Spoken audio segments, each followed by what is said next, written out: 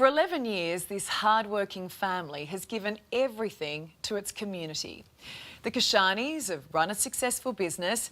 The kids studied hard and won scholarships. They reached out when the daughter was told she no longer had a place at university. Hoping to raise awareness of their case, instead, it got a whole lot worse.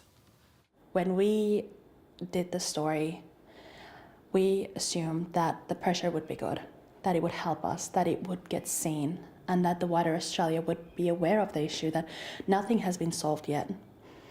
But instead, we were given a couple of threats from people in the community.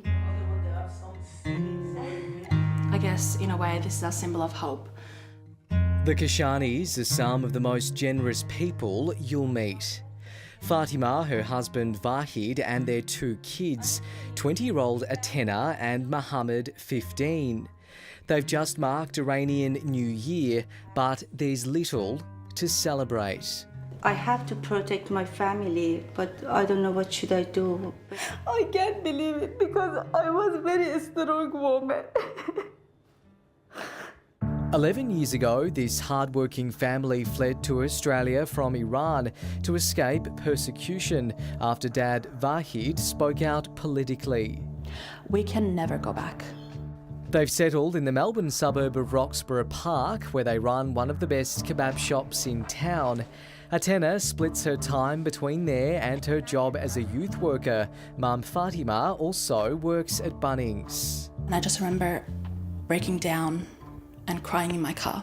We first reported on the family's plight just before Christmas. Despite blitzing her exams and winning a scholarship, Atena had to leave university after Home Affairs told her she wasn't allowed to study law because the family's still on a bridging visa. They've been told they won't be getting permanent residency, meaning they'll eventually be deported. Now, a startling development. We got a call from Home Affairs and they told us that we no longer have work rights. Yes, after our story, the family was told by the department they weren't only banned from studying, now they can't even work. Well, I was coming back from work and I heard my mum yelling over the phone. They've called me and they've said I can no longer work, that we can no longer work. We're going to shut the business down. Dad needs to come home now. We can no longer work. Unable to claim welfare, they'll be out on the street. We wouldn't be able to pay rent. We wouldn't be able to afford groceries. We wouldn't be able to do anything. To be hinted that we're being punished for speaking out, it just shows how cruel and how inhumane these rules are, that no one is being held accountable for anything, really.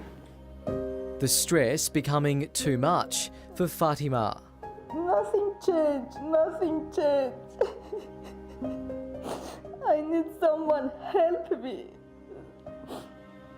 Before the current federal government took office, Atena and her family say they were filled with hope, forking out hundreds in donations and volunteering on election day to help Labor get into power.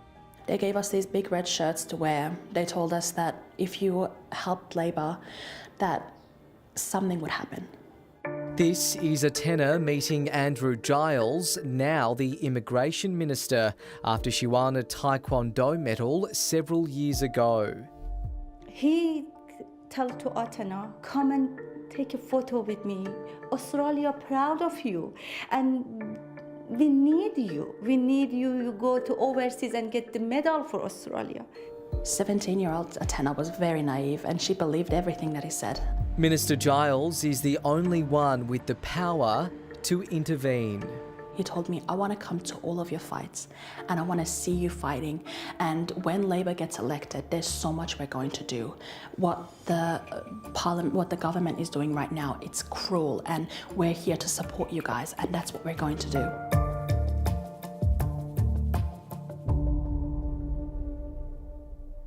It's clear Minister Giles doesn't want to speak with us. He's now twice declined our request for an on-camera interview, and when we turned up here to his electorate office, these huge black shutters went down, obscuring the office from view.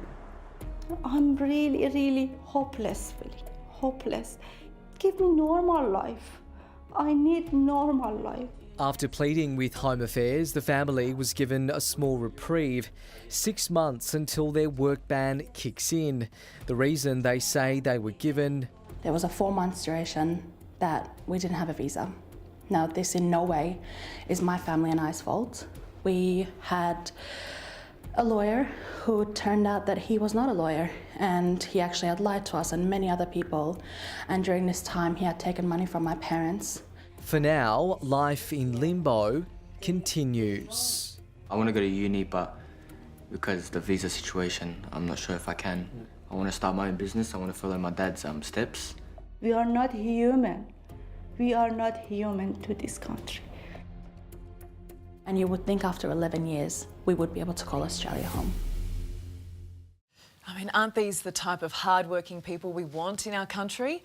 The Department of Home Affairs says it doesn't take any action against people for speaking publicly about their experiences. Well, that doesn't explain why, after successfully running the kebab shop for several years, once our story aired, they're no longer allowed to work. What's happening to this family is a disgrace.